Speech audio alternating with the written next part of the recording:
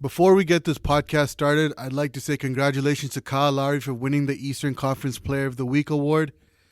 Our team went 4-0 with him leading the team in scoring and whatnot, with all the key injuries to our starting lineup. And shout out to Kyle Lowry. He's a dog.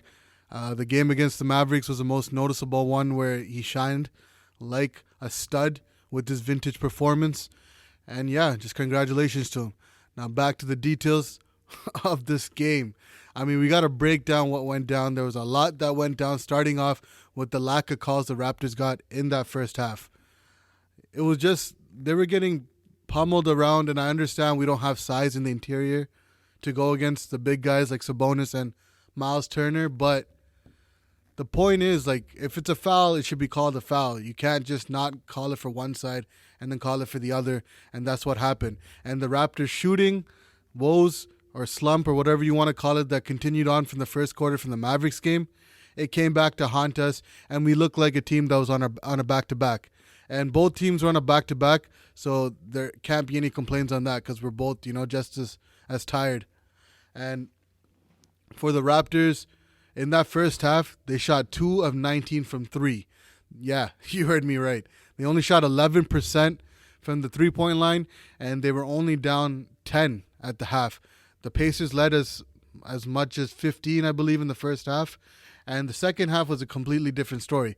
Similar to how we came out and played in that fourth quarter against the Mavs last night. That's how the Raptors came out. Kyle Lowry came out shooting the lights out, similar to the fourth quarter in the Mavericks game. And he was an absolute stud again. And he's showing why he should be an all-star for the 6th straight year. I mean, what can you say? The man's carrying the team, even though it was a loss tonight. You got to tip your cap off to the Pacers. Like, they made shots when they needed to. They didn't miss the open shots that the Raptors are missing. And we missed key free throws. It didn't look like we got eaten on the boards, but we got out-rebounded. It didn't feel like it. When you look at the stats, it doesn't look like it. But the rebounding, the timing of the rebounds that they got were more important to their possessions than it was for us when we, got those offensive rebounds. In that first quarter, I'll give you the exact stats of that first quarter because, honestly, I looked at it and I was in shock. So we were shooting 7 to 24 from the field in that first quarter, which was 29%.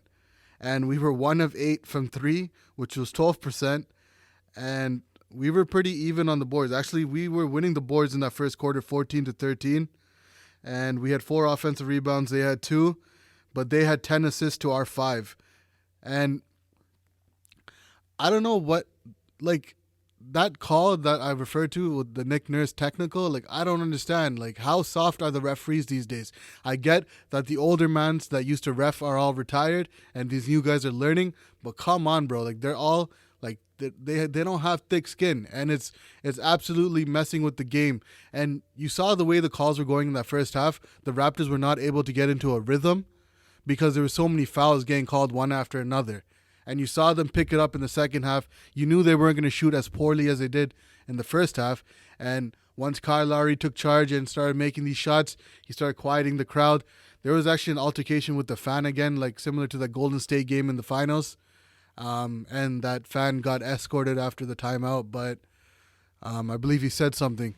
And Isaiah Thomas just recently got suspended for 2 games for going into the crowd and going to the stands and confronting a fan for saying something. With Fred VanVleet, he had a decent game. Everyone started picking it up. There was a scare, actually, with Rondae Hollis-Jefferson, too. He took a fall, and then, Indiana Pacer fans are very classy for clapping once he got up. And it was a back-and-forth battle. What can you say? It's a typical battle between the Toronto Raptors and Indiana Pacers. These guys have had history over the years, in the playoffs or in the regular season, whatever it is. It might not be the same team, but there's still a few players like Miles Turner on the team from those playoff days when we played them in the first round. And Yeah, in the first half, 19-30 was what we were down in the first quarter. We were down 19-30. And then in the second half, I believe we outscored them 25-24. And it was a 10-point lead at the half, like I mentioned earlier. And then Kyle Lowry took over in that third quarter. And, Kyle Lowry did Kyle Lowry things. And he went off and got us to basically have a 1-point lead going into the fourth quarter. He had that nice layup finish at the end. And he kind of pointed to the crowd and said, "I can't hear you." And they won that quarter 35-24. And then the fourth quarter was 29-28, Pacers' favor. And Lowry did have a chance to win the game at the buzzer. He took a nice step back three over Jeremy Lamb, hit the front of the rim. OG made a nice facial expression thinking, damn, that was so close. But it didn't fall our way. That bounce did not go the way it did for us in Game 7 when Kawhi took that shot. And unfortunately, it went into overtime, which is the worst thing to happen for a team coming off a back-to-back. The fortunate thing is, though, the starters did not play that many minutes last night because it was the bench that came in and took care of business with Kyle Lowry. And he did play 42 minutes last night, so I was surprised that he was, playing as well as he did tonight. To break down the stats, let's start off with the winning team. Let's start with the Indiana Pacers. I mentioned Sabonis, Miles Turner were absolute beasts. We were too thin on the front court, and we still are. Like with Marc Gasol not there, and Serge Ibaka not being consistent these last couple of games offensively. I mean, he's good. He was rebounding in the second half pretty well, and he was making some shots here and there. But we need more. We need more bodies. And if we're gonna play teams like Indiana or Denver, like Minnesota, those teams are big in the front court. So we need to figure out ways to win games with such a thin front court. That's why you saw them go to the zone, because we didn't have those bodies to go one-on-one with the big men. And it did work because those schemes, when you mix it up, it confuses the other team. And that's how we got back in that third quarter. And even in the fourth, it was back and forth. The problem with us is everything we did wrong this game, it all added up. Like those loose, in the third quarter, specifically when we had the momentum on our side, when the calls were going in our favor, we were turning the ball over unnecessarily. You could see it. Like there were so many possessions with Rondé Hollis-Jefferson, Chris Boucher. The ball was just slipping out of their hands. And when they got fouled, they were missing free throws. And that costed us at the end. Even though I was saying something to my brother in the beginning with Sabonis missing 4 straight free throws, I thought that was going to come back to bite them. But they ended up dodging a bullet because we missed so many free throws in the crucial moments in the fourth quarter and in the overtime and even in the third quarter. Sabonis in 40 minutes. He had 11 points, 17 rebounds, 3 assists, 5 of 14 from the field, 1 of 5 from the free throw line, and he had 1 block. With TJ Warren, him and Aaron Holiday, goddamn, in that fourth quarter, they hit those 2 back-to-back threes from being down 1 to being up 3. What was it? Yeah, they were up 3 or 2. Sorry, was it? They went on a 6-0 run on their own, and they got the lead. They had a 2-point lead, and then Lowry came back to the other end and scored a tough bucket in the paint, but it was tied 107-107 basically. And then TJ Warren in 41 minutes had 24 points, 8 rebounds, 6 assists, 10 of 19 from the field, 2 of 3 from the free throw line, 2 of 7 from the 3-point line with 2 blocks. Miles Turner looked like Steph Curry out there tonight, shooting 3 after 3 after 3 after 3, and he wasn't missing. Even in the overtime, he hit a tough 3 in that little corner, the right corner, and so it was contested, and what can you do? The man's tall, he made it. You got to, tip your cap off and just on to the next play. But he was, in 36 minutes, he had 24 points, 7 rebounds, 1 assist, 9 of 12 from the field, 1 of 2 from the free throw line, and he was 5 of 6 from the 3-point line. 83% from the 3-point line tonight. Aaron Holiday looked like Drew Holiday tonight, going off with Malcolm Brogdon, obviously not playing tonight with a groin injury, and Victor Oladipo still recovering from his knee fracture. And in 31 minutes, Aaron Holiday had 19 points, 1 rebound, 10 assists, 7 of 16 from the field, no free throw attempts, and 5 of 10 from 3. He shot 50% from 3. So you know their three-point shooting was on point because I believe they hit 18 threes tonight if I'm not mistaken. And he had 1 steal, 1 block, and only 1 turnover with 10 assists. Jeremy Lamb, fortunately, the Raptors killer did not look as effective, and that curse did not carry on from his Hornet days. He was not the reason we lost this game. Even though in the beginning, that first quarter, he hit 2 threes, and it looked like it was going to turn out to be one of those games where Jeremy Lamb was going to turn into Michael Jordan and just take over. But the Raptors were able to tame him. And in 35 minutes, he only had 12 points, 3 rebounds, 4 assists, 4 of 9 from the field, 2 of 2 from the free throw line, and 2 of 4 from the three-point line with 3 steals and 2 turnovers. TJ McConnell had some crucial moments there when Aaron Holiday wasn't in the lineup, where he had those nice mid-range jumpers, and he was just faking people out in the paint, and just he just has that 10 to 12 feet range mid-range shot is his bread and butter, and he'll make that 9 times out of 10, and that's what he was doing, and he was effective tonight. And in 24 minutes, he had 12 points, 2 rebounds, 4 assists, 5 of 9 from the field, 2 of 2 from the free throw line, and 0 of 2 from the three-point line. Doug McDermott is another Raptors killer. Fortunately, we were able to keep him keep him down tonight. And in 23 minutes, he only had 8 points, 2 rebounds, 3 assists, 2 of 7 from the field, 2 of 2 from the free throw line, and 2 of 7. No, sorry, 2 of 2 from the free throw line, and 2 of 7 from the three-point line with 1 steal. And Justin Holiday, that's Aaron Holiday's brother. He's another. He has his moments with the Raptors too. In 20 minutes, he had 3 points, 4 rebounds, 1 assist, 1 of 5 from the field. No free throw attempts, 1 of 4 from 3. That's about it. But the Raptors were able to keep those guys. Like McDermott in the Chicago days was a killer against the Raptors. And, Jeremy Lamb in the Hornet days is a killer against the Raptors. But those guys are not the reason tonight, thankfully, or this might have been a blowout. But I thought he was going to turn into Michael Jordan, I'm not going to lie. Overall, these guys, they did an amazing job. I'm not even mad about the game because we should have lost last night's game. We had no business winning it. We took care of that, and then we came in today, and we put a valiant effort up, and we had a chance to win in regulation, but didn't. And even in overtime, it wasn't really out of range. We just weren't making the shots at the right time, and we missed crucial free throws down the road. Anunoby, 42 minutes.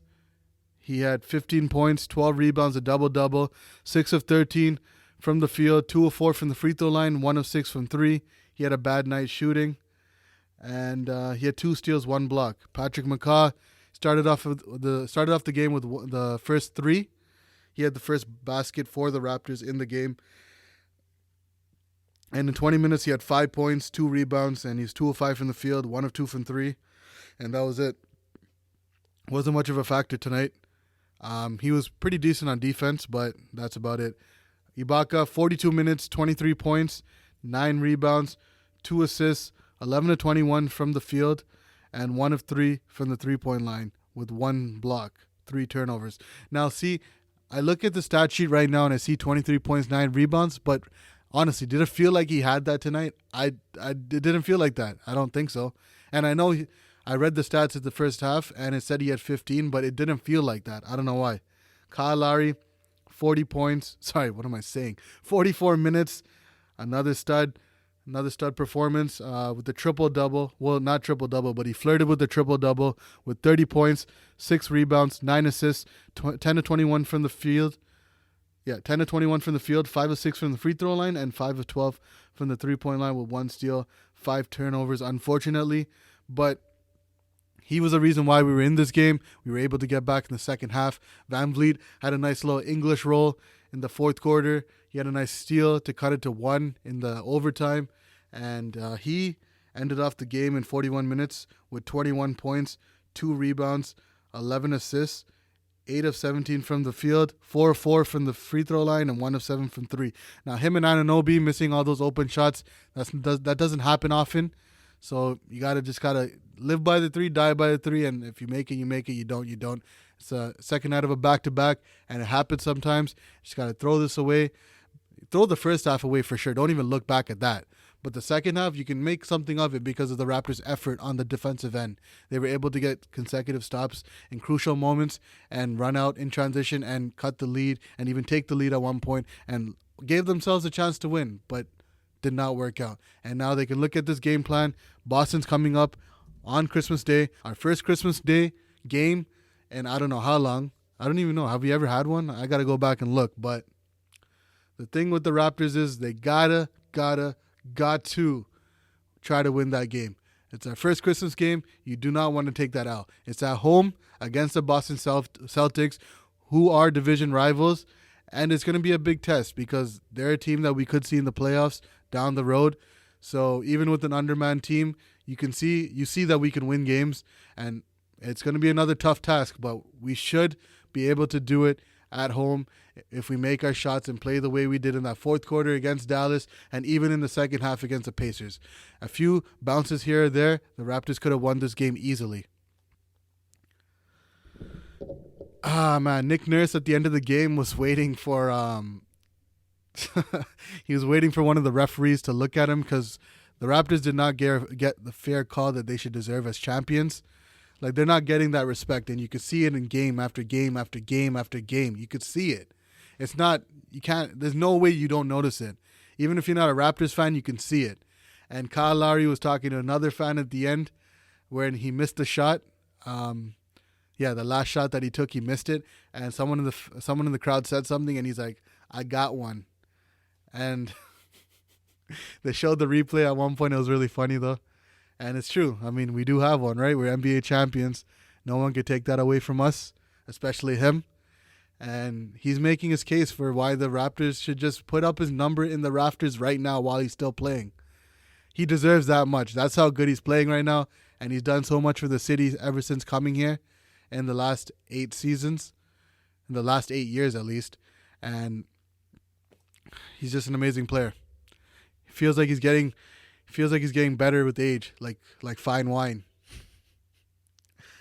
And another thing I noticed in the game was when Freddie did finish that nice little finger roll at the bucket, they zoomed back at him when he got back on defense, and he's like, "God damn."